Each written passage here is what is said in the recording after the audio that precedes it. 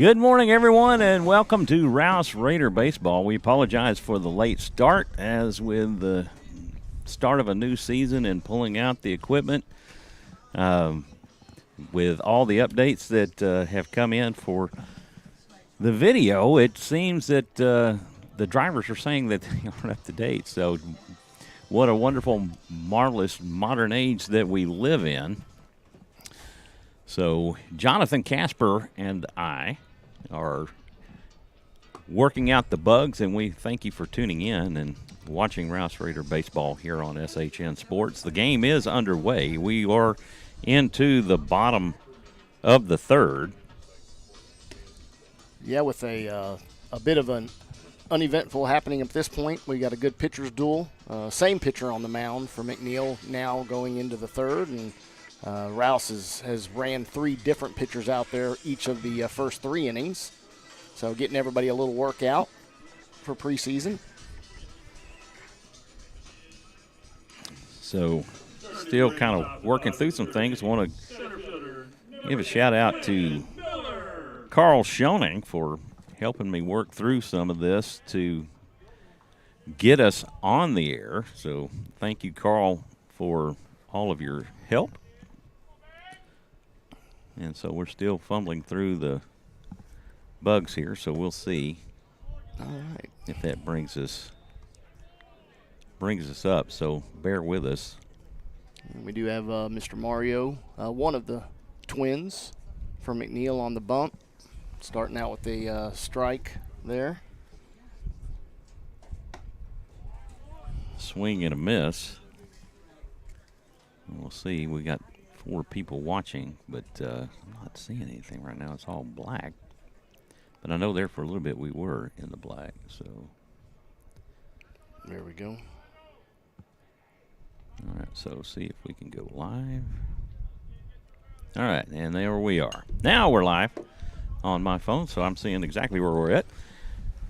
Well, I would say good afternoon, but we're not quite to that point. We are here at Raider Field at Scrimmage Baseball. Neither team has official lineups, as they will be moving players in and out, so we don't have names to go with numbers. Rouse, we have familiarity with some of the players and some new players, and so I will lean heavy on Jonathan Kaspar and Kathleen Forsell and Don Miller to get names with some new faces. Yep, and then there it is, man. He just comes hard at him on the inside. Catches him on looking on strike 3. So Joe Sparshoe will come to the plate and face a lefty for McNeil. Trinity commit, him and his brother. Pitcher comes set. He delivers fastball right at the top of the zone for strike 1. Yeah, he actually had that same pitch to Landon Miller not called a strike on the last at bat. So starting out with a little bit inconsistency, but, you know, it's a scrimmage for them as well, right? Right. That pitch swung on and fouled off out of play.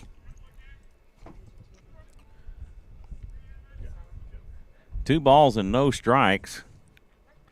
Too little shoddy.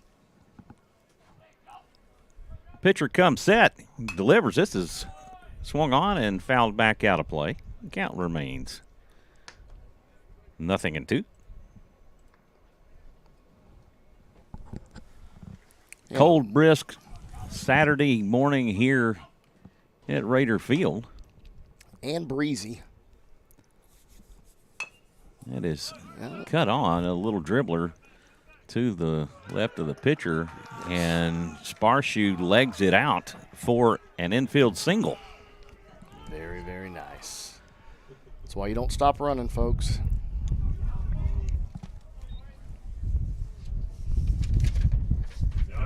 So Raiders starting their 2023 season. They've been playing some scrimmage games. These are the first ones that we're getting in the books. Yeah, we did start out with Lake Travis. 14 or 15 possible inning game is what that ended up being. So everybody getting a little chance, and we came out the victors in that one. It was with the starters in there, we actually went up on them 5-3 or 7-3, I think is what it was, with a massive bat from Nolan Harris. Was absolutely crushing the ball off the fence time after time. I think he had 5 RBIs all by himself in that game. And Lake Travis, if I'm not mistaken, is also ranked high in number the 6A. 9 in 6A. Yes, sir. So a good test, and the Raiders will have a good test this afternoon versus Lake Belton, as they had a good season last year. They come with 8 starters returning. Very nice, and we have. And they went to the area round. They were area finalists last year. Yeah, no. Fortunately, our second scrimmage got rained out twice, you could say.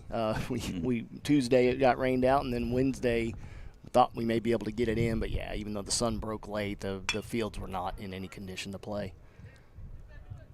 Throw to second goes wild. That'll be an error on the shortstop that was throwing from his knees, and a little bit of a return of favor there for us. We did the exact same thing in the last inning, folks. I know you didn't get to see it because we weren't live yet, but we had a very easy, what should have been a double play turned, and same thing. Our second baseman just had a hole in his glove, I guess. Raiders at first and second with 1 out for Xander Forcell, as he will dig in from the right side. Is it Forcell or Forsnell? Was it? Frosell? Yeah, I think that's the way they have it in Game Changer right now, as was pointed out by his mother. Forcell checks his swing and gets rung up on the strike. 0-1 the count. Sparshew gets a lead at second. The ball misses low for ball 1. 1-1 the count. 1 out with 2 on. Runners at first and second. Be nice to actually get lineups. So we'll go through a few things. Game 1 with the McNeil Mavericks out of District 25 6A, called strike looking. Mavericks coached by Silver Aguirre. He's been coaching for 4 years, has 14 wins under his belt. He's assisted by Ricardo Romero, Justin Ward, and Frank Fogg. The pitch cut on, fouled back to the screen. And the count will remain 1-2. Good cut on that one. Their 22 record was 5-19-1. They've finished 3-11 in district. They returned 4 starters. Jack Goins, a senior, James Morio, a senior, Brandon Morio, senior, and Ramsey Simpson. He's also a senior. Pitch goes to the backstop, and runners will advance to second and third on the wild pitch. Raiders out of District 25 5A, Chad Krimpine, their head coach, 21 years, 451 victories. He's assisted by Josh Harris, Dan LaPaglia, and Will Noble. Their 22 season record, 23-10-1. They went 10-4 in district and finished in a 4-way tie in the district championship. A bloop single to left for Forcell. That will score Sparshew. And Raiders will have runners at the corners. Very nice. Very great piece of hitting there, staying within himself, not trying to chase anything. That was inside. He dropped the hands on it nicely and was able to drive that one to left field. Good-looking hit. Rainer Heinrich will dig in. He's batting from the right side. The Raiders return. They were by-district finalists. They lost to New Braunfels Canyon in the first round. Braunfels Canyon would go on to play Georgetown. And Georgetown would dispatch them. That is the only series that Georgetown went into 3 games throughout the playoffs to win the state championship. So they steamrolled, no doubt. That was an unbelievable season. So the state champion hailed out of our district. And the district this year for Rouse takes on a whole different complexion. We'll put that up for you here in just a little bit. Raiders returning 9 starters: Joe Sparshoe, Caden Kaspar, Mikey Caputo, Rainer Heinrich, Landon Miller, Colin Correjo, Blake Gonzalez, Jack Knight, and Oscar Salazar. So we have a good crop of juniors in those returning starters with Heinrich, Miller, and Salazar. Yes, sir. So the Raiders look to be good for the next couple of years. Throw down to second will not be in time as Forcell legs out of steal. Oh, Dawson Snow. Yeah, pitch run for the catcher. Pinch run for the catcher. There we go. Thank you for that correction. Right. Rooted. I think it's the hair holds him back. Needs to get a haircut. There's another one. Hit out to right center. This is in a gap, and it is rolling almost to the fence. Heinrich just smashes the ball. He'll get a double, and that will score 2 runs. Was that Blake Gonzalez and Snow that scored? No. I don't know who that was at. Caden Kaspar will come to the plate. He bat from the right side. Left side. Yeah, left side. My bad.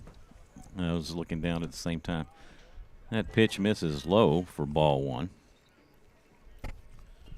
Texas High School baseball preseason ranking has the Raiders ranked number 9, and they are ranked 3rd in Region 4. Smithson Valley out of the by district. That is hit into left, and that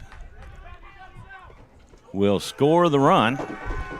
And the throw was off the plate. The catcher was there, and the throw was in time, but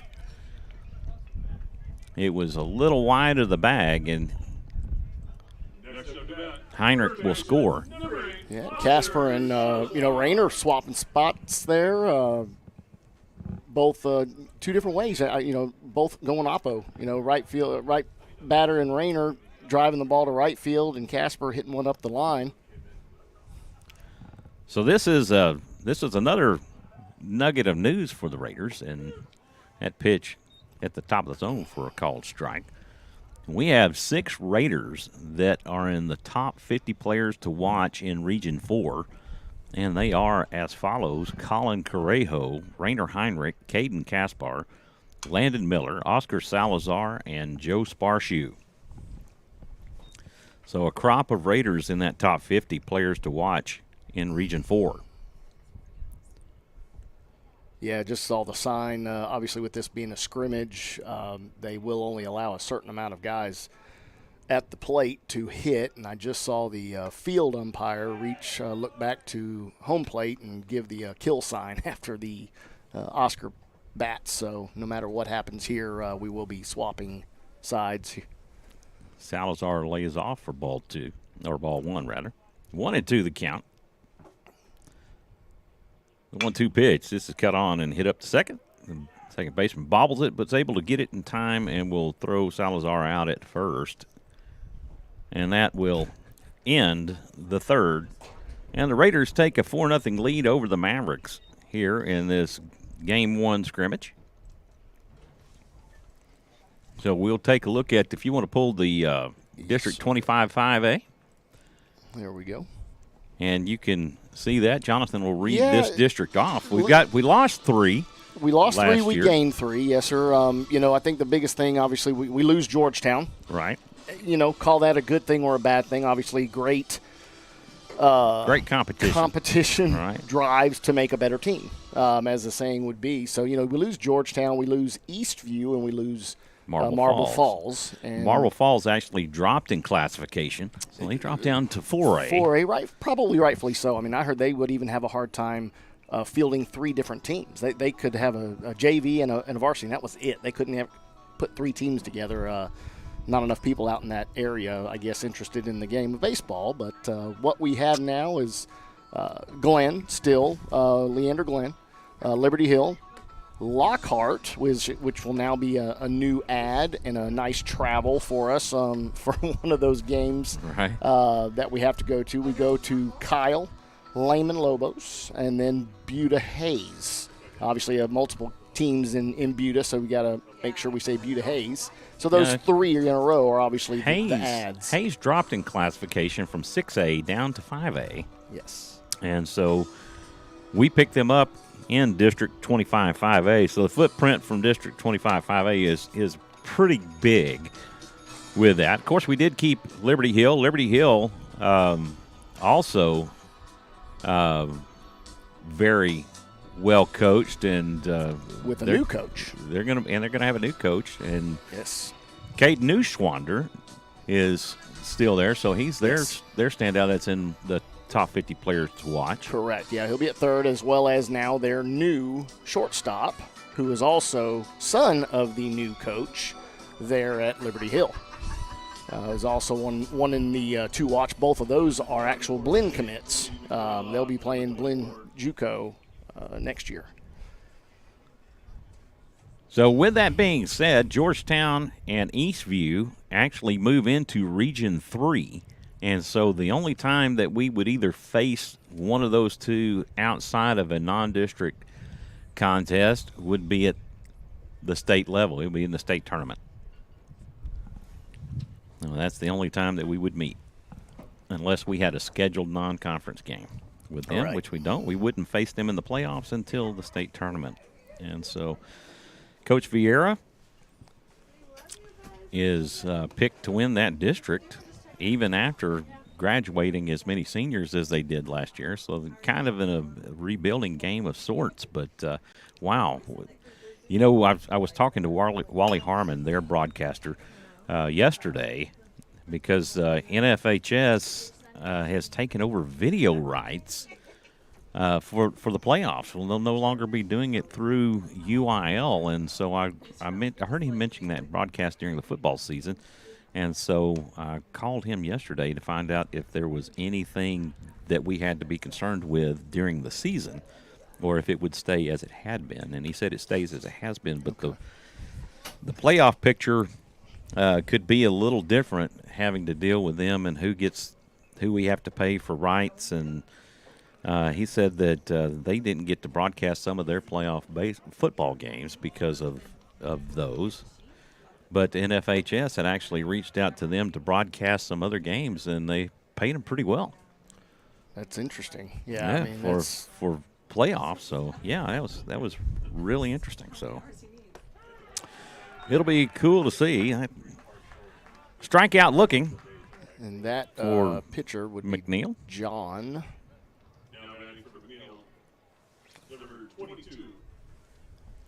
Oh, it already did. Okay.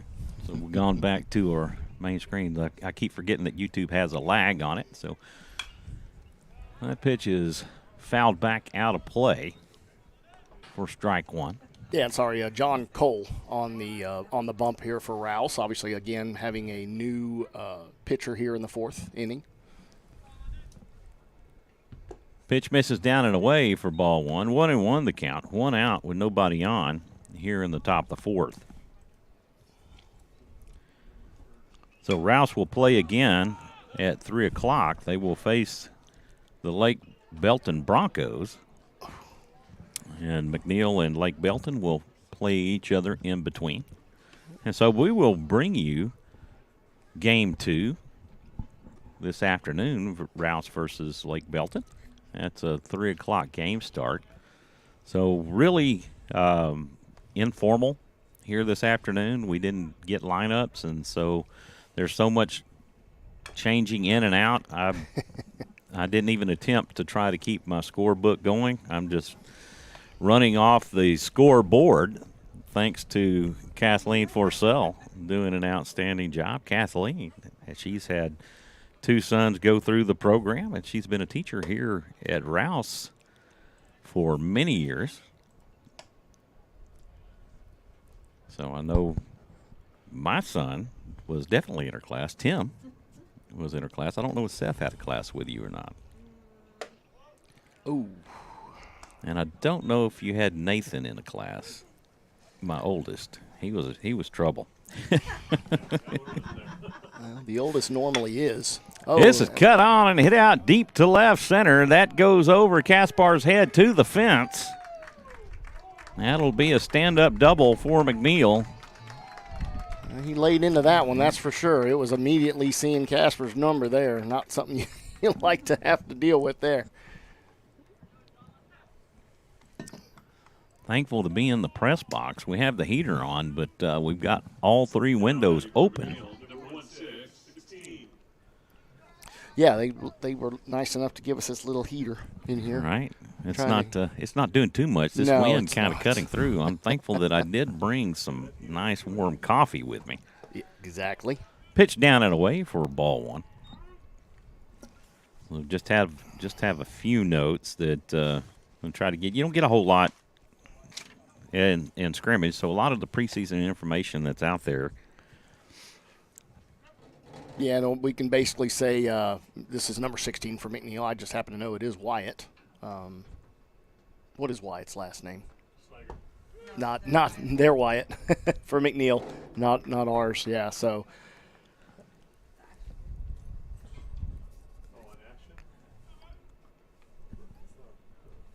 So Sliger, right-handed pitcher for the Raiders. We'll turn and throw to second, not in time, as the Maverick will get back in time.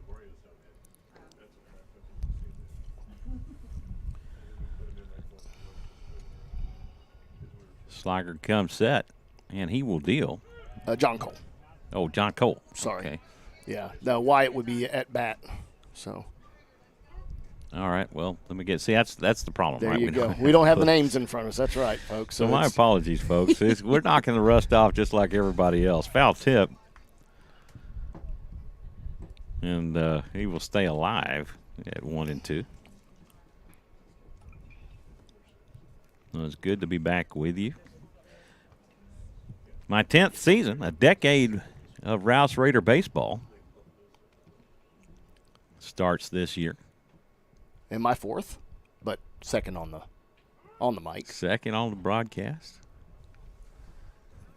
Thanks for having me back. Good to have you. Good to have you back. Steve Kidhill letting me know that he had so much going on that he wouldn't be able to attend. So I think his daughter had some events going on, and yes. Then of course Andrew is playing out in El Paso.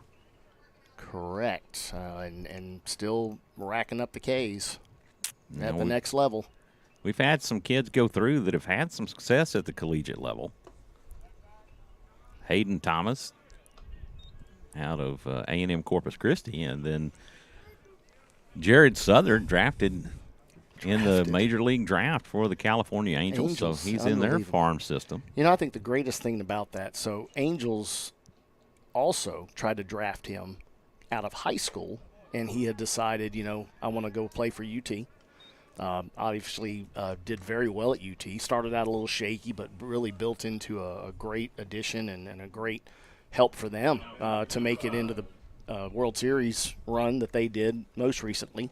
And then Angels turn around, and they're right back there at his doorstep ready to grab him. So I think that shows that they had a lot of faith in him and still liked what they saw 4 years later. Right. So Jared was a big high school player, and so some of the concern that they had for him was that his growth was probably met its potential. Done, yes, sir. And was done, but able to hone his skills there at the University of Texas under David Pierce and pitch outside for ball 1. Yeah, and that's the one thing a lot of people don't realize, and you get into a day in, day out routine that all you're doing is baseball. Mm-hmm. It makes a huge difference, and you get the guys that really can specialize. Unfortunately, high school coaches in Crimpine and Harris, they do obviously a great job with our boys, but they only have them for 3 hours a day, Right. And sometimes not even that much, based off of weather and what have you. So when you are eating, sleeping, and breathing baseball at the collegiate level, you can definitely get better.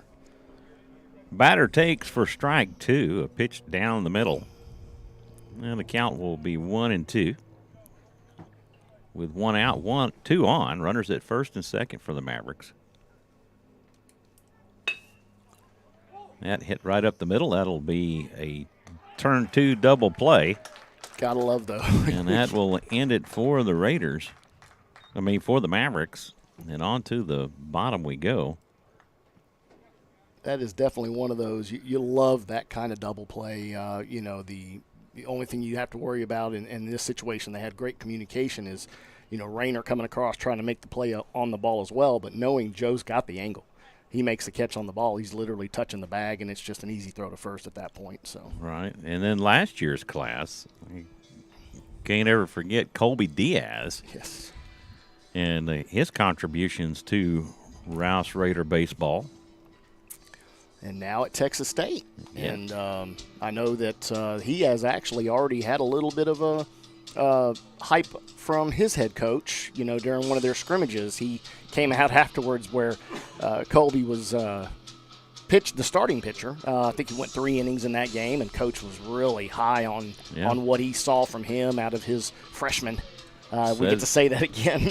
Said that he was one of the players to watch for his incoming freshman. Yes, sir.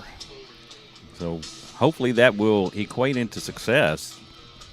If you will remember, the year before last, the Raiders state tournament run, Colby Diaz came in against Dripping Springs, and he had not pitched all season long due to an injury, and he comes in that game and shuts it out.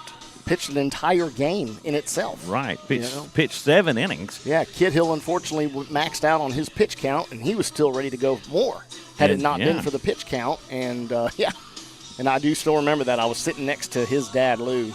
That 14 inning marathon where,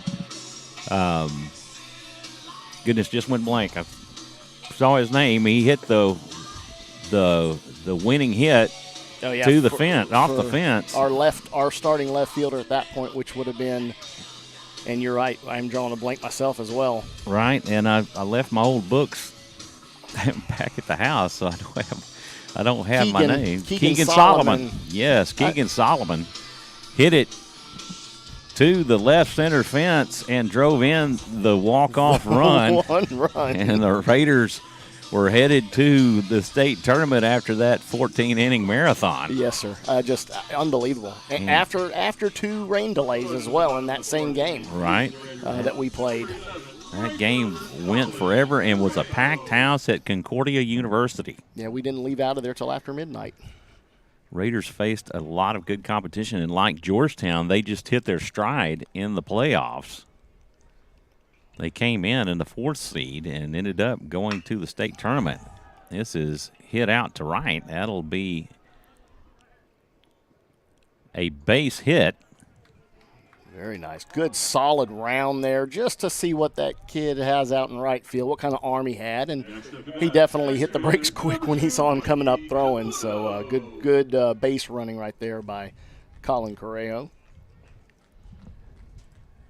Mikey Caputo will come to the plate.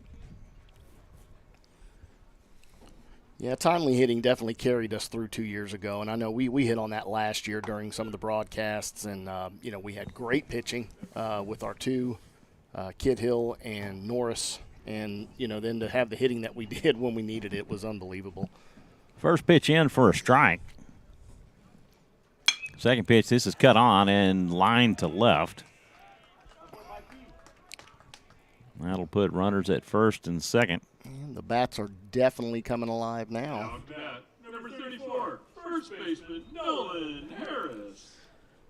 Nolan Harris will come to the plate. And as you mentioned previously, he was tattooing the ball in the scrimmage versus Lake Travis. Left center. I mean, I think he put the dents literally a foot apart from each other on the fence out there at Lake Travis. It was unbelievable. Pitch inside and low for ball 1.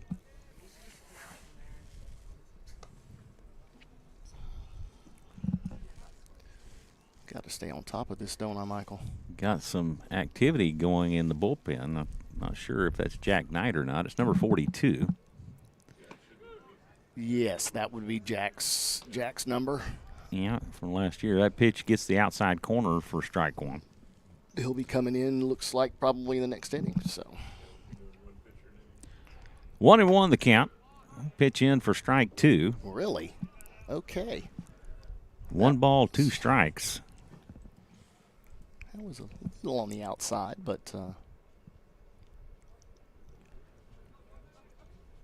The 1-2 pitch, that's down and away and not far enough away from the catcher. That will hold Correjo at second. boy, he is wanting to go. I'll tell you that. He's taken off hard Right. twice in a row, and hit the brakes again. Let's get back. 2-2 the count to Harris. Colin Correjo, a UTSA commit. The 2-2 pitch. That is singled to right. Correjo rounds third, and he will head home. And Very Caputo nice. will hold at third. Runners on the corners for the Raiders. RBI single for Harris. How about a center fielder, number 10, Landon Miller. Yeah, Center fielder Landon Miller will come to the plate. the U of H commit. And you know, as much as these guys are, you know, obviously speaking about Colin and now Landon, they are our outfielders, but I believe they are being recruited and signed for pitching, Pitch inside for a strike. and which makes sense with Colin, obviously getting the first team All-District selection last year from the pitcher spot. Landon getting the selection for outfield, never really got to see him on the bump. He tattoos that down to third. It's off the third baseman's glove, and he loses the handle on it trying to field it.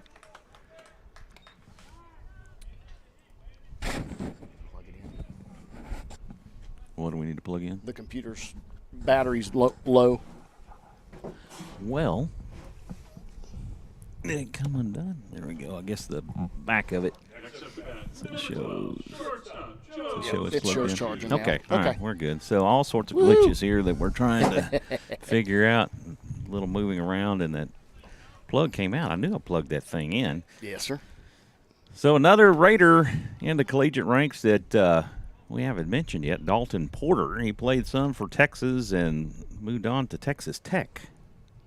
Yes, yeah, Texas. That was a very interesting scenario there, and never really heard exactly what was going on. But you know, UT didn't feel they needed him anymore, and Texas Tech was very appreciative of that fact, and they gobbled him up quick, and he was very good for them, very productive for them as a hitter. Well, Kathleen sharing some information with me. Of course, Fisher Kingsbury at UTSA, and Dalton Porter, I assume he's transferred to UTSA now? UTSA or Corpus Christi? Okay. Well, we can check in on that. A bunt for Sparshoe. The throw to first will be in time, but he'll move the runners to second and third. Very, very good. I definitely want to see some more of that. And you know, one thing that really we didn't execute very well last year was that advance in the runners with the bunt. So Right, I'm sure we'll see a lot of that in scrimmage this year. We saw that exposure at New Braunfels. A little chopper for Gonzalez will make it into left field. A diving attempt by the shortstop to get there will not be in time, and it will not be an error. No, it's a little That's a CNI single, as they would call it in baseball terms, and that comes from our Mary Hardin Baylor commit Catcher, Xander Forcell. of Gonzalez.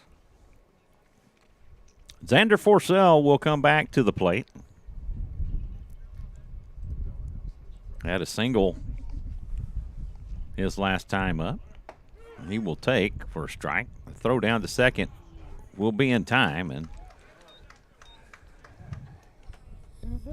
Gonzalez picked off. Yeah.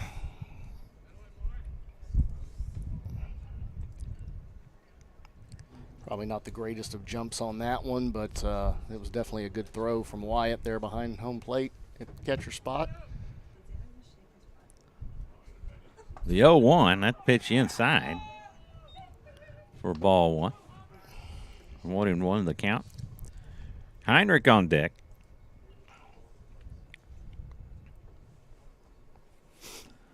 The 1-1 pitch. This is hit Hammered. out to center. It is hit deep to center and will two-hop the fence.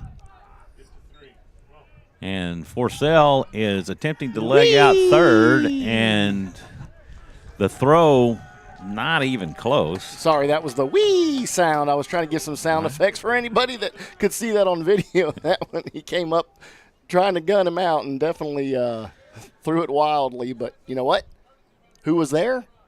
The pitcher. The pitcher. He did his job because that could have easily gone into the dugout, and that would have been a in the park home run.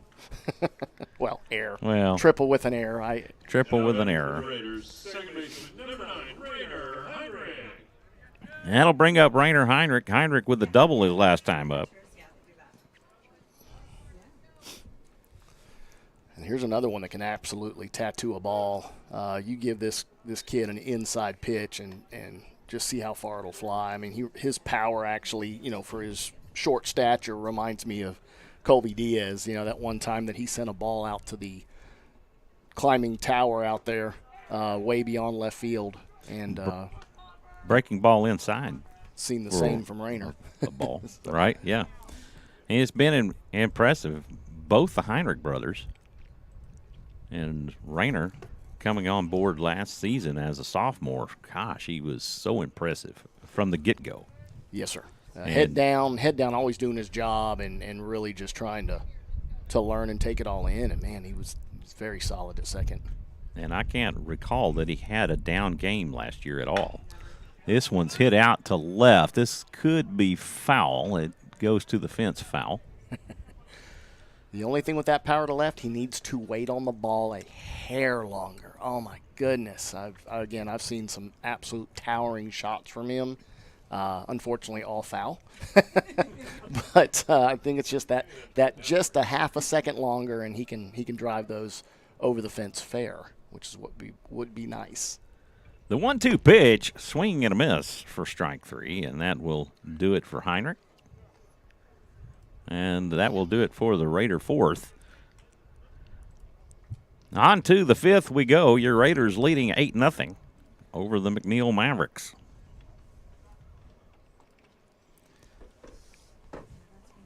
Jack Knight will make his way to the mound. I was just about to say, Michael, I sure wish this thing had a reset button. Mm-hmm. So me, I didn't have to click off the 0 every time, but it does. I just learning the board all over again. Right. It does. It's got reset bases, reset count. Kaspar, pay attention.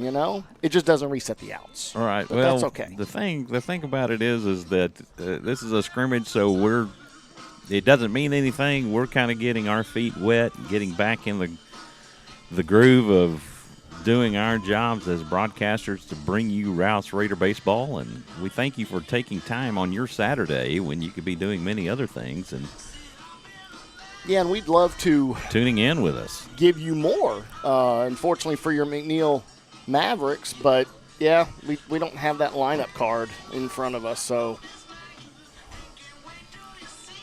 but that's okay.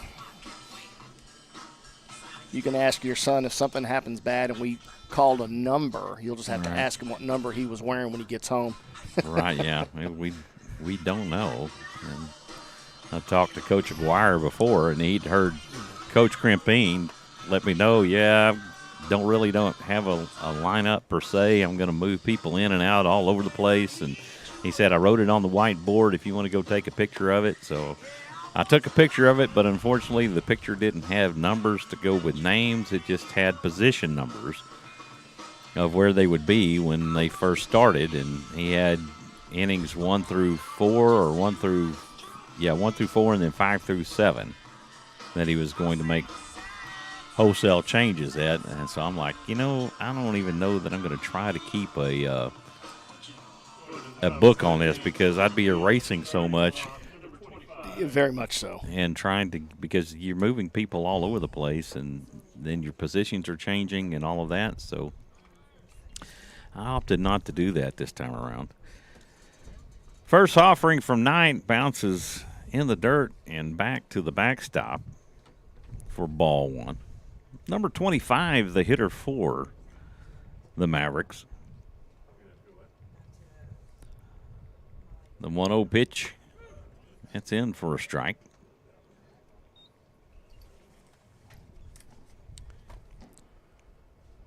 Very nice. Knight, Yep. the right-handed senior for the Raiders. 1-1 pitch. A breaking ball sails high and inside. On the About inside. eyebrow level. A little brush back. That's what that was. He said, "Get off my plate." 2-1 the count. The pitch, a breaking ball. He just loses the handle on, sails up high. Oh, yeah. You know, this is some of the things that we run into last year, and the first part of it was being really cold and not able to get the grip. Yes, sir. On the baseball. Immediately you look at see him look down at his hand, give it a little brush on his pants, trying to, and comes right back with a beautiful strike. 3-2, full count. Umpire doing a good job. Yeah, Flashing being the vocal. signs. The payoff pitch, a breaking ball, sails high for ball 4. And the Mavericks will have a runner aboard. Get that young man some spider grip. You got a Is that what they courtesy call it? run. Spider tape, spider grip. What Need is something. Need something. And then, of course, we had this kind of the same problem. And you had New Braunfels where the hands were sweating. Sweating, and so hard to goodness. keep grip on that. I'm. Of course, you called that game with me. Oh, that was unbelievably hot. Where we were positioned at. Unfortunately, we didn't get to take advantage of any of the strong breeze that was blowing that day from our back. And of course, we had our awning set up to try to block the sun off of us because there was no shade out there at all. And we had live streams going down because of overheating, and oh man, it was a mess. I mean, even Miss Rouse was attending the game, and she overheated out there. Yes. You remember that? Yes, and it couldn't have enough water in your system that day. Nope, unfortunately not. A disappointing end to the Raiders season, as they were looking to repeat another deep run through the playoffs, but they run into New Braunfels Canyon. Yeah, and they gave us a little of our own medicine from the year previous, where they flipped the script on us, and Right. we took them to game 3, but unfortunately that just was a Right, yeah. abysmal game. Was not one of our best outings. Oscar Salazar, the starter in that game.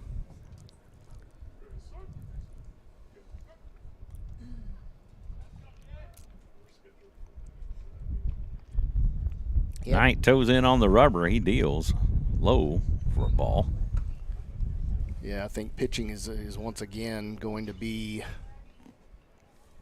a big part of what will be our success or our failure this year, and now we have Landon coming into the fold on the bump, and I think that's going to be a great addition for us. He hits in the 90s for the fastball, and he's got a breaking pitch that is absolutely nasty. It has I'd probably say 3 foot of movement, but I could be wrong on that. 2-0 the count. 3-2. Oh, we are way off. Kathleen Forsell, you're my scorebook. Come on. You got to help me out here. Ball 4, and that'll put runners at first and second for the Mavericks. Now batting for McNeil Mavericks, number 23. Number 23 for the Mavericks. Michael Jordan. Oh. We're batting. I saw the other day, and I've seen a lot of great basketball players come through the NBA. You know, you've seen the likes of Michael Jordan and Magic Johnson, Larry Bird, Dr. J. You know, remember back in the 80s, those great rivalries between the Lakers and the Celtics, and the James Sixers. Worthy, And Kareem Abdul-Jabbar. right. Oh, yeah. And had all those. And LeBron James proclaimed himself to be the GOAT. And if you were to play the same style of basketball that those guys were playing during their time, I don't know that those stars of today could hold with those stars of yesterday. It was a very physical game. It was. And those guys were rough. I would say the guys from the outside, you know, would definitely have a hard time with that. Guys like Kevin Durant, even, you know, just right. he's always hurt anyway, but, you know, he's a good player in this time, you know, but very fragile. You know, and if strike three call, and if they would have had the 3-point line instituted back when Pistol Pete Maravich was playing, he would probably hold the scoring record. Very, very possible. Yeah, he was definitely one that could shoot very, very well and sort of brought that long game in.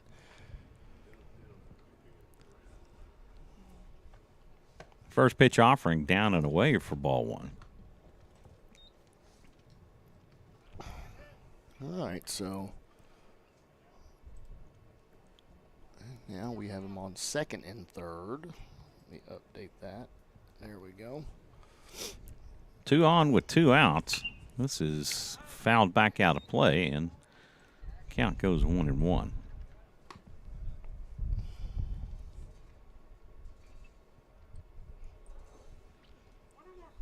We want to thank y'all for tuning in and watching Raider Baseball on a Saturday afternoon here with us. I'm Michael Francis. He's Jonathan Kaspar. Swing and a miss for strike 2. 1-2 the count. A beautiful sunny day, but it is cold and brisk.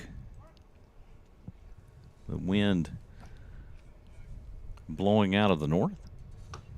And something we don't get to see a lot of during the regular season because that, you know, from a northerly wind actually blows out to right field. Right. And I've seen a lot of Raider baseball over the years, and I will tell you the coldest that I have ever been in a baseball game was back in 2013 when we were playing in the Round Rock tournament, and we were playing at Westwood, and it was cold. The wind was coming straight out of the north, and the wind was whipping, and it was a night game, and we just could not get warm to save your life. In fact, we even at that point, we even closed down we didn't even broadcast it because it was so cold. We just couldn't keep things up because the wind was blowing so bad. And that's, you know, you didn't get to come out to the Laredo tournament last year. Right. We got surprised with a front that came in and drizzly rain. Probably had wind chills that were close to freezing, 32. I mean, it was miserable. Reminded me sometimes that's cold for the valley. Yeah, and that's why I took a look at the forecast before we headed that way, and so I'm like, okay, it's gonna warm up to the 60s during the day. I didn't bring much. Yeah, that was a bad mistake, but I was saved by one of the other parents who had another jacket. Pitch in for a strike, and that will take the count 1-1, 2-1.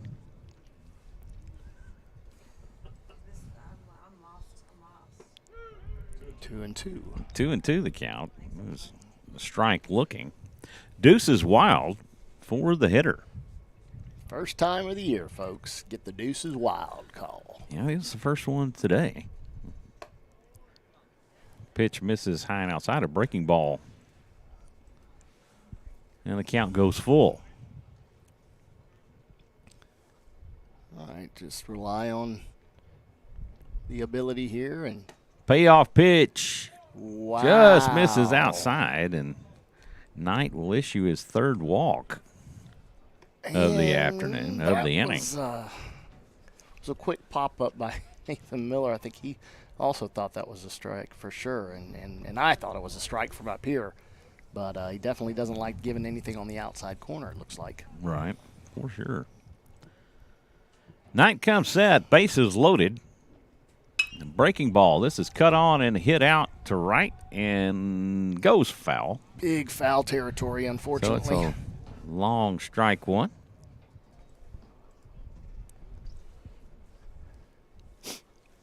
Yeah, Colin gave it a good run there, but unfortunately, nope, that is not Colin out there and right.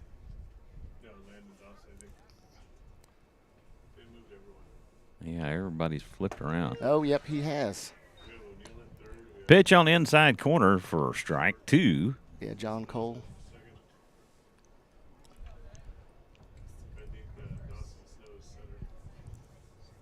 The 0-2 delivery. That's outside for a ball. He's going right back at it, though. Jack is, seeing if he can bite off some of that corner again, but. Right. So I see you got your A&M thermal mug there. Yes, sir. Pitch inside for ball 2. And Deuce is wild once more, second time in first consecutive batters. Going to see in this inning.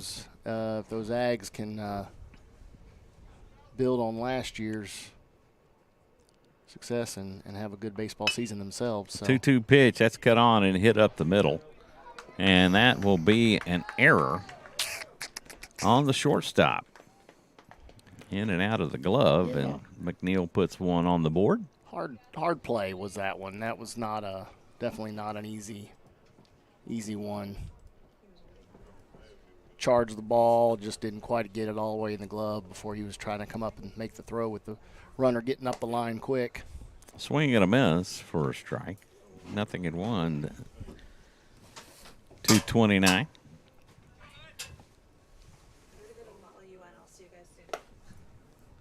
You got to go warm up. Well, Kathleen leaving us, and now Don Miller will be running the scoreboard and the PA. And for that, I have got to take a break for a moment, and I will be right back with you. But Jonathan Kaspar is going to take you till I get back. Yes, sir.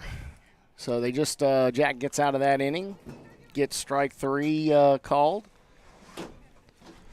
and we'll get to see from what looks to be a new lineup here at the plate for the Rouse Raiders, having seen everybody change defensively out on the field. So we'll get to see some fresh new faces to the varsity team this year. Some of those being seniors and some being juniors. Had a lot of success from the JV squads last year, and some of them are now moving into the varsity field, getting their chance to produce. So we'll get to see how that goes for us this year as well.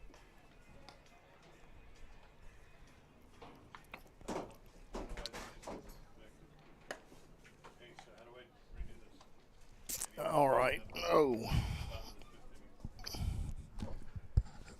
Oh, it went all the way through. All right, folks, 1 second. Yeah, functions is to get it going. And then, I mean, you can restart. I don't know that we can go back an inning is the problem. Because if you go all the way through, it'll...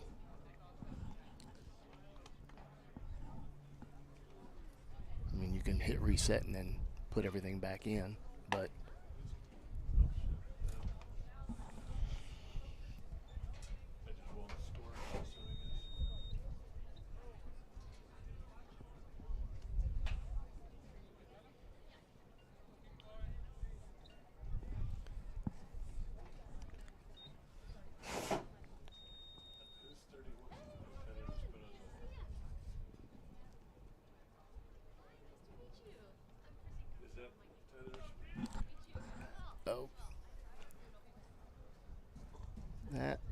is 31. Tyler Espy, yes, sir. Got Tyler Espinoza up. Lays off first pitch.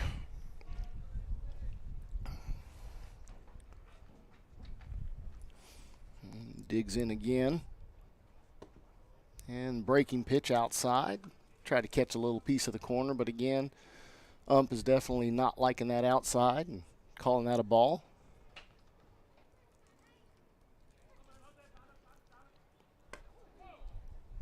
And a little high and inside pitch there, brushing him off. Going now to a 2-1 count.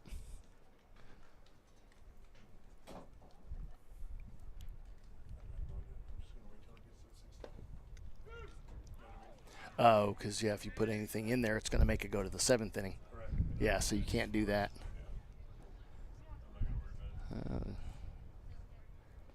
2-2 count now to Tyler Espinoza. And laying off that, a little inside in the dirt for ball 3. It's drawn to a full count. Tyler is going to also probably see some time behind the plate as one of our catchers, one of our 3 catchers for Rouse. And fastball right down the pipe. Did not offer at it, and unfortunately, strike 3. Yeah, it's Trey. Next up to bat for the Raiders, left fielder, number 15, Trey Schluter.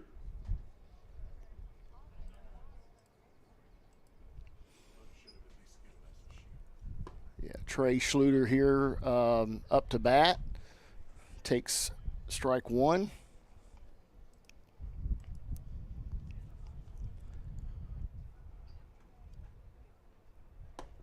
And now strike 2. Fortunately, coach doesn't like that too much. You got to get in there and be ready to hit and not really look at a bunch of pitches. So, and the other side of that is you leave yourself open to what could be a very good breaking pitch from the pitcher. You know, when you gets ahead of you really quick like that, he's got an opportunity to throw some nastier pitches your way. There's a cut. Nice cut on that ball, but sends it foul.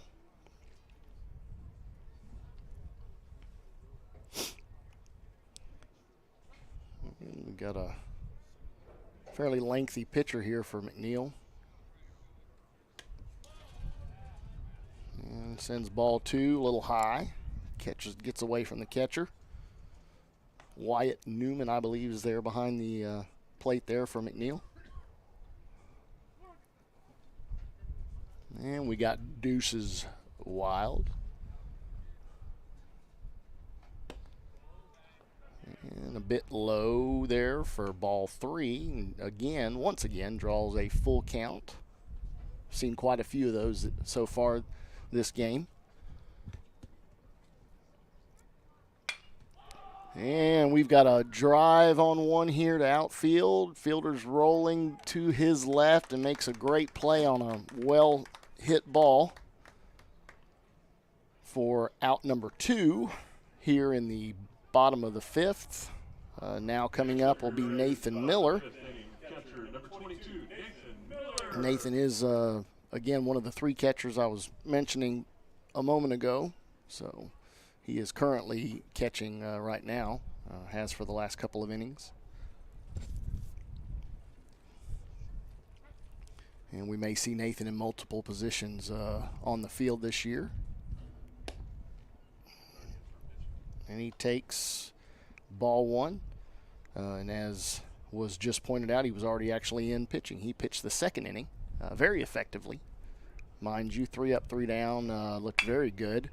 And one thing he did a lot of last year was hitting, and just couldn't quite leg that one out. A little slow roller played by the shortstop, and got the 3rd out of the inning. So we will head to the bottom of the 6th now. Top of the 6th, excuse me. With your Rouse Raiders leading 8-1 over McNeil. And, of course, as we mentioned, or Michael mentioned before, we have 3 games on the slate for today. First one, a little round-robin type situation. Rouse is going to be playing the latter game, third game, and that'll be against Lake Belton. And we currently see Lake Belton getting loose and warming up beyond right field there, getting some stretches in between innings. And now we do see what looks to be a new haircut. Is this Bergman? Nathan Bergman? Hang on. Yep, that sure is. And he did get a haircut, folks. So, again, it's hard to – he had super long hair for a while. It's making it a little harder to see who some of these guys are. But, yeah, Nathan Bergman up, little off-speed specialist on the bump. So he's definitely one Coach can bring in this year. He's not going to blow you away with speed, but, man, he can hit his spots, and he's got a great breaking pitch as well. Hides the ball very well out of his hand, which can always deceive batters and make for a very effective pitcher.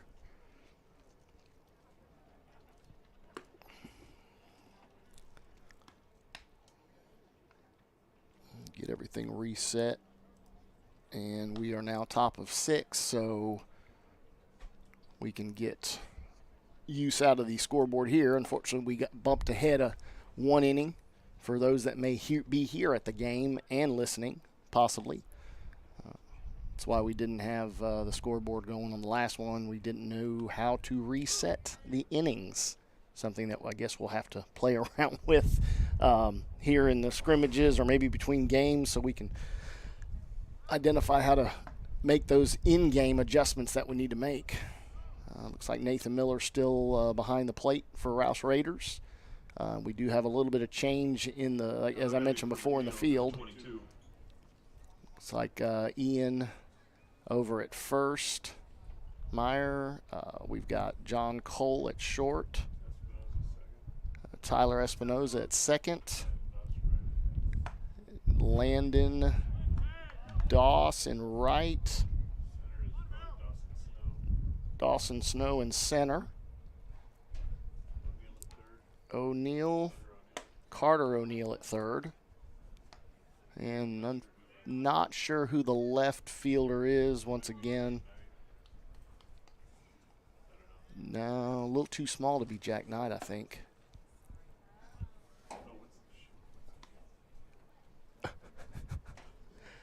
And here we are getting everybody. We got a 2-1 count currently. 2 balls, 1 strike from Bergman. And strike 2 swinging. Big cut there. Yeah, you got to turn the, you got to get that off. Hit enter. Back.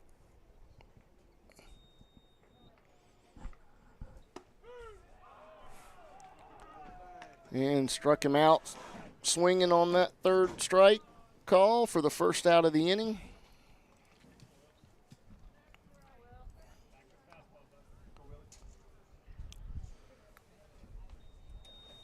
And he's back. And we're back. A new batter. And he'll take for a call strike right and at we the got top of the zone. Nathan Bergman pitching. Nathan Bergman pitching. And I like to call him Bregman myself because he's not a Houston Astros fan. He's a big Dodgers fan. That pitch sails high for a ball. 1-1 the count. 1 pitch, a breaking ball down and away for ball 2.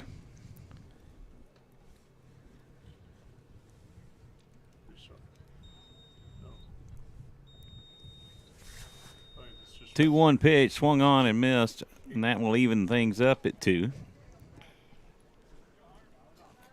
Nobody on. If you want to write down what the score's at, the scoreboard's at, you can just restart the game and then hit everything back to where it was. So. Pitch high for ball 3, and that'll take the count full.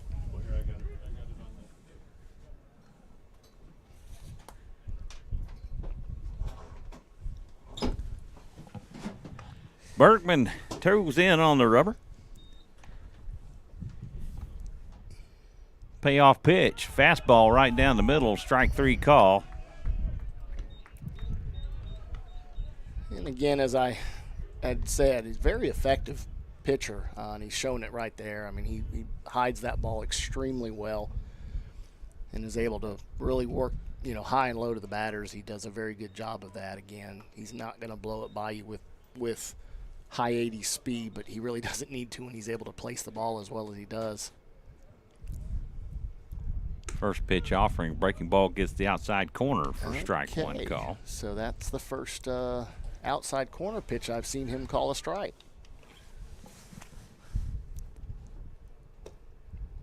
Pitch down and away, and that'll even things up at 1.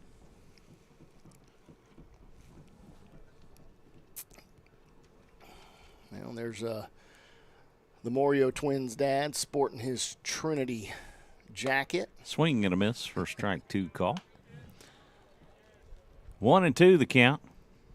Nobody on with 1 out.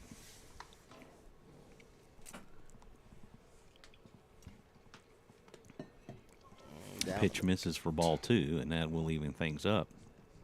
A little down in the dirt on that one, trying to get him to bite. It's not a problem when you have a ball to give, or actually 2 balls to give. It's definitely not a bad idea.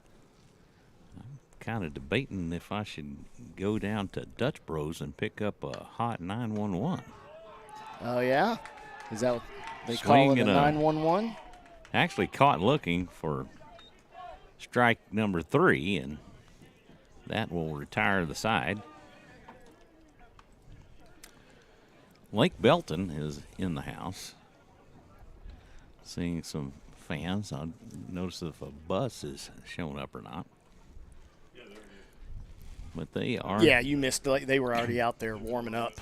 They were out right foul area warming up. I think they're now probably in the hitting. Yeah, in the batting cages. Yes, sir. Warming up as they will be facing the Mavericks.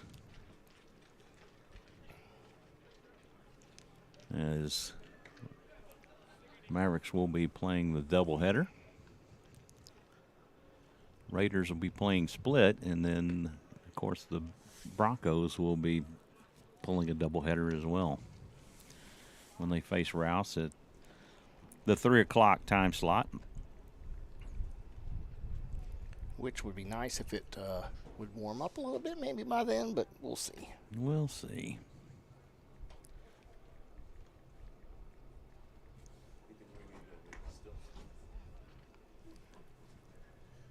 So it looks like we may be having a little bit of latency with our system, so we apologize. Did it reset? Yeah, I'd reset. I just didn't worry about the hits. Oh. Or the errors. 3 hits to 10, 1 and 1 or 2 errors, 2 errors for us, 1 for them. Yeah, I'm not gonna worry about Okay. Old Don Miller, unfortunately, with the trying to reset, it didn't work. So, it. Well, reset, yeah. or sorry, we had to reset it because we weren't able to get it out of whatever function it was in. It's a prehistoric scoreboard system here that we have. Who's number 1? I don't know whose numbers with the kids. So. Let's see here. That is Landon Doss coming in here to start the batting for the Rouse Raiders here at the bottom of the 6th. Go to the bottom of the 6th, starting this off for your Rouse Raiders. Number 1, right fielder, Landon Doss. And the crowd goes wild.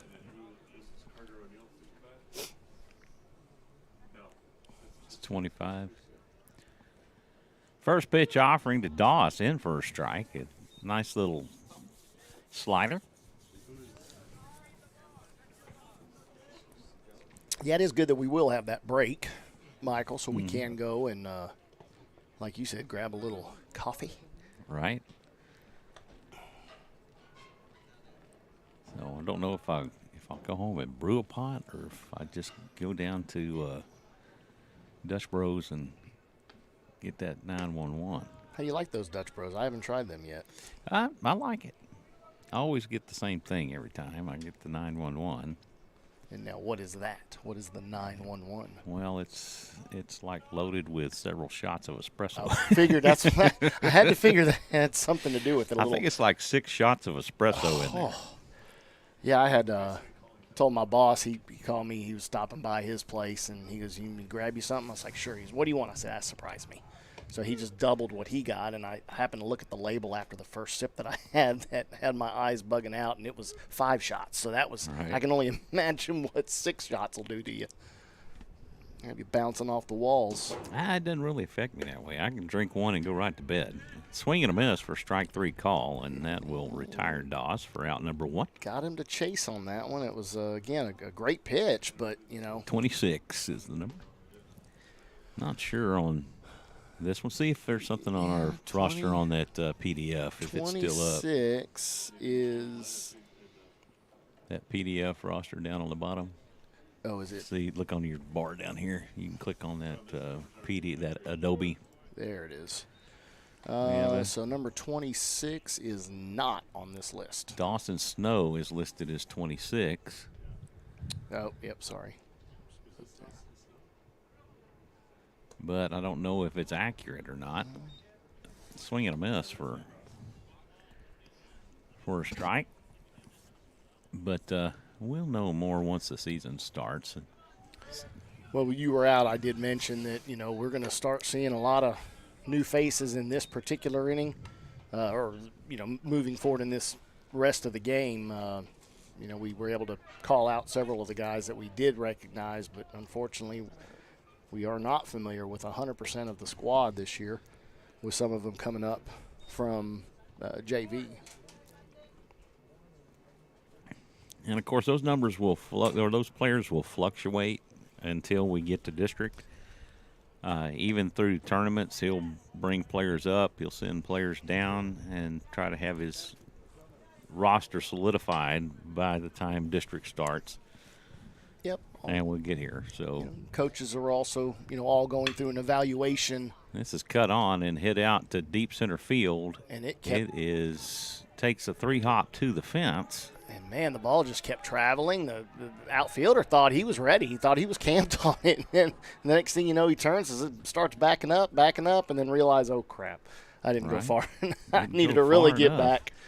Which that wind, again, that wind is there. It's breezy. It's not crazy howling wind, but it's definitely enough when you hit it high like that to get some assist. Silva, the batter for the Raiders.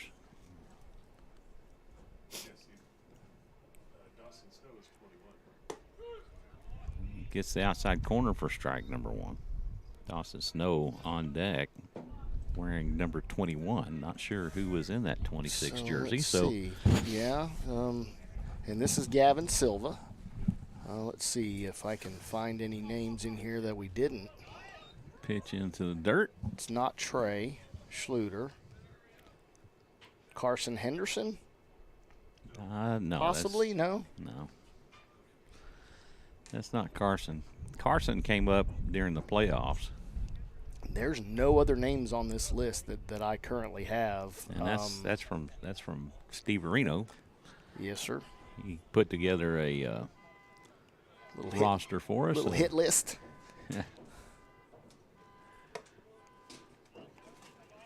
Pitch misses high for a ball. That'll take the count 2-1.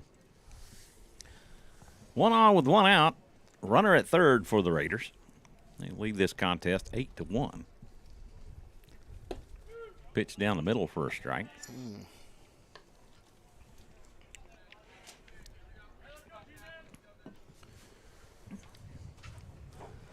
I'm thinking hot food right now. Well, I think we have some. Oh, that's off the coconut. And that'll advance him to first. Yeah. So it kind of had this thought whenever you were telling a story about Surprise Me. It reminded me of a Seinfeld episode where George was ordering and he couldn't figure what to order, so he tells the waitress, "Surprise me." So she comes back a little bit and hands him a codfish omelet.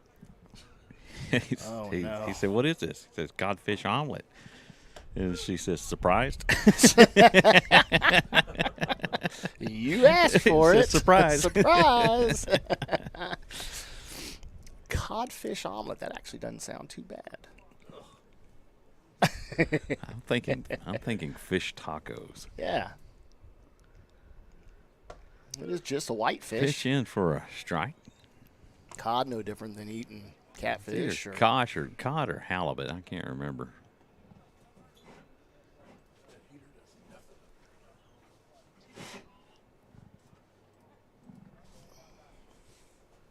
The 0-2 delivery, swing and a miss for strike 3. It's the second And time, his second out in the Snow. exact same way. Snow goes down on Number 33. 3 straight pitches. Ian Meyer. Ian Meyer coming up here. Very tall. Yet again, a very effective inning of work on the bump earlier in the game. Yeah, he's reminiscent, his stature anyway, of Fisher Kingsbury. Yes, sir. Swing and a miss. If we could have his arm would be very, very nice. It's definitely got the frame. Runners at second and third. Yes. Silva advances on defensive indifference. The And 0-1 again, is in there for a strike, and he's down at an 0-2 count. Yeah. 2 on with 2 outs. definitely don't want, but here we go again. So he's gotten the first 2 guys on the breaking pitch. Will he do it again? Obviously getting up 2-0 real quick. Catcher signing. That is chopped on. A little dribbler over to third. Third baseman has it. The throw will be in time, and that will do it for the Raiders. No runs on 1 hit. They leave 2, and on to the 7th we go. Still with an 8-1 score. Okay, and yep, Don just gave us a quick little update. We do have Carter O'Neill toeing the rubber for Rouse here in the 7th, top of the 7th, and Nathan Miller still behind the plate. That's one thing. Carter O'Neill, neat little 3/4 slot, almost sidearm pitcher. Very effective against Lake Travis when he pitched, and I think he was a early innings guy against Lake Travis. I believe what looks to be our top 3 to 4 arms are being held for Lake Belton, with us having 2 games here.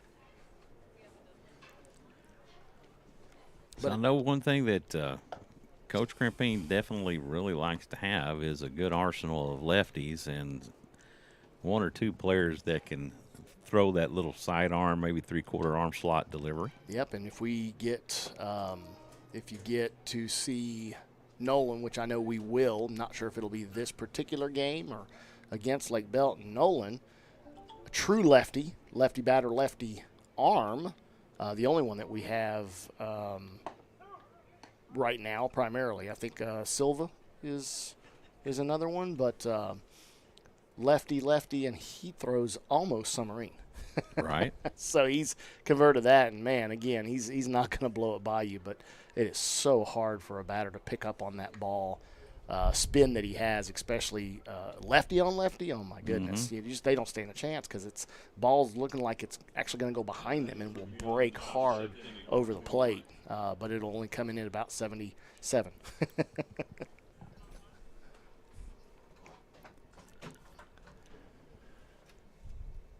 First pitch offering is wild pitch for ball 1. And then you have that with the sidearm action too. A little tight grip. It got away from him. Squeezing the ball just a little too hard. Just a bit outside. Old Bob Euchre. Yep, Bob Euchre. Oh, I must be in the front row. Automatic ball return on that one, and he just snuck out of the way of being plinked with that one. Back in the days of the Miller Lite commercials. Less filling tastes great. Every once in a while on my Instagram feed, there's this account that I follow. It's like 70s and 80s kind of thing, and they'll have some of those vintage beer commercials on. And so you get to see some old football players that when they first started making those Miller Lite commercials that fussed over less filling or tastes great. I think it was a beer commercial that was also, one of the big linemen from the day, back in the day, and they were fishing and said there was nothing to the fishing, and they just yelled, "Fish, get in the boat." And they all jumped in the boat, and he looked down and goes, "You're too small, get out," and that fish jumped out. Batter caught looking for strike number 3 and will retire. Batter for out number 1. And that brings up Super Bowl tomorrow, which is very interesting to see commercials that are going to come out. And, I heard on the way in, $7 million for a 30-second commercial clip for the Super Bowl. That's average. That is just insane. $7 million.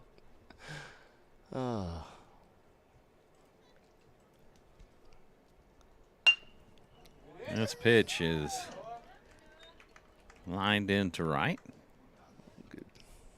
Good pitch there, but even better at bat. 1 out single. Next up to bat for McNeil, number 18. And a courtesy run for the hitter. Either be coming in to pitch or will be their third catcher, possibly.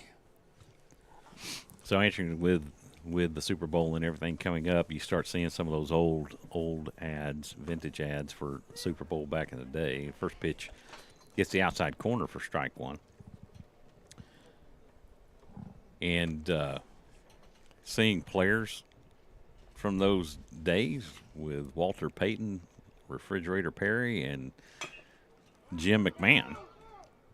Yes. What was the Mean Joe Green in the Coke commercial? Oh, yeah. Didn't know who that was? Yeah, Mean Joe Green. He'd throw the jersey, to the kid. And I saw a parody commercial one time, and the kid threw it back to him.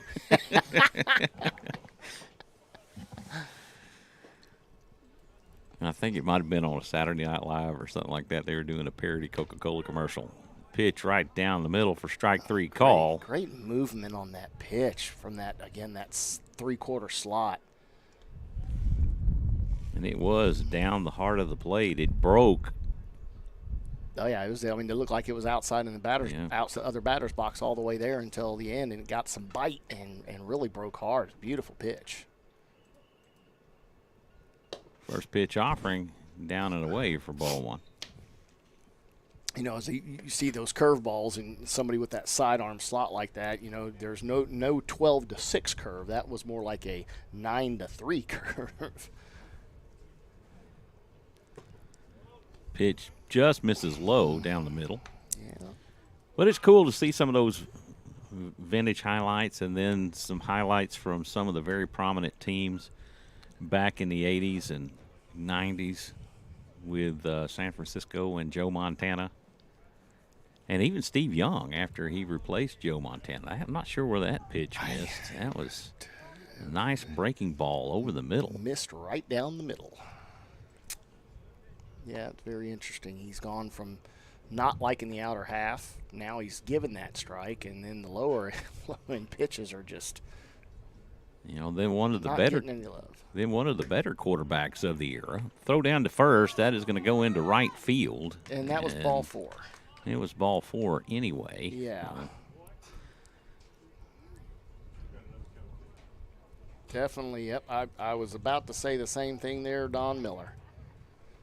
Helps to keep that pitch count or the count in your head of what's going on. Right. But one of the better quarterbacks of that era that never made it to the Super Bowl was Dan Marino.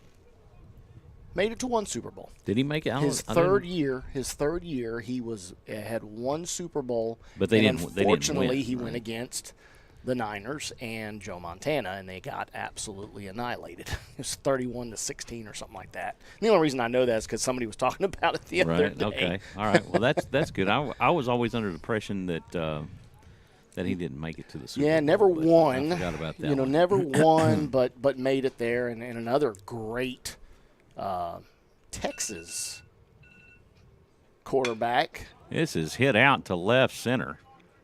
And the fielder's there to make the catch, and that will do it for the McNeil 7th.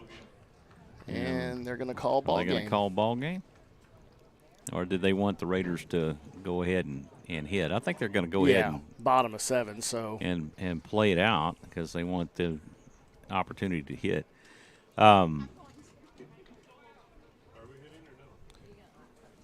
Yeah, it looks like we're hitting. Well, I mean, unless we're just going to have 13 ghost is swinging runners. a bat, so at any rate. You know, another great quarterback, and I think he only ended up winning one Super Bowl, was John Elway. He had been to a few Super Bowls, but only won one. Didn't they go back to back? Didn't he go back to back and won 2? If I'm not mistaken. You might be right, with but Thurman I thought he only Thomas had one. And I know that Peyton Manning got his 2. Got one with the Broncos. One with Broncos, one with Indy.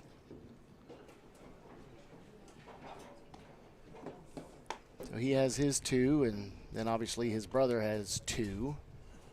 So. And one of his against Tom Brady. Yes, sir. And then. Now I think that's the one guy that you can call the GOAT as far as NFL quarterbacks. Yes, I mean due to his longevity and the fact that he has 6 Super Bowl rings? 7. 7 Super Bowl rings. 7 rings and been to 10 Super Bowls. Where used to it was Joe Montana, right? Yes. With 4 Super Bowls. He needed one for the thumb. You got Bradshaw. Yeah, the same thing. Had multiples. Steelers needed one for the thumb. Yes, that would be John Cole. Looks like we'll start us off here. I mean, ultimately, this is just to get him an at-bat for the guys. This should be the end of the game once this at-bat is over for Rouse. Then, back then, the Steelers were like Dallas's kryptonite. The Cowboys always struggled against the Steelers back in the 70s. Of course, both of those squads had some phenomenal. Number 13 on deck for the Raiders. Let's see if that pitch misses for a ball. Here. I don't see a 13 on the list. I do not see a 13 on the list. So, Steve, if you're listening, our list is a little lacking, brother. Man, who's this guy? Setting us up for failure, Michael. He knew what he was doing. We got to talk with old Steve. I'm going to give these guys a list that's incomplete. Mr. Yes. Yeah. We love you, Steve. So if he comes back and listens to that, of course, he'd have to find it in that one spot, right? Yes, sir. 3-1 the count. The pitch, that's high and inside for ball 4. All right, let's get caught up here. And we're not sure. Oh, a It is lefty. And not even in game changer. So, I mean, even Don's at a disadvantage over here. Well, it is the preseason. It is. Lucky number 13 up to bat for Rouse Raiders. Unfortunately, no name, as you've heard us talking over here and trying to figure out who this young man is. But he does take ball 1.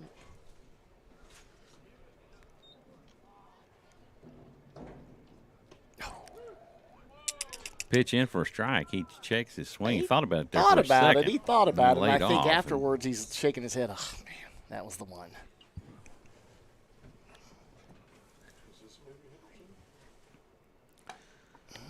Pitcher loses it out of the back of his hand. Yeah, I was going to say a little shot put delivery there that got away from him.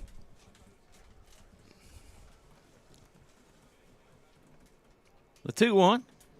just misses outside. That's a nice looking pitch. I'm Yes, it was. not sure where that's missing, but it was a good looking pitch. I Definitely would have called it a strike. Definitely caught a lot of the plate. So I guess maybe it was low.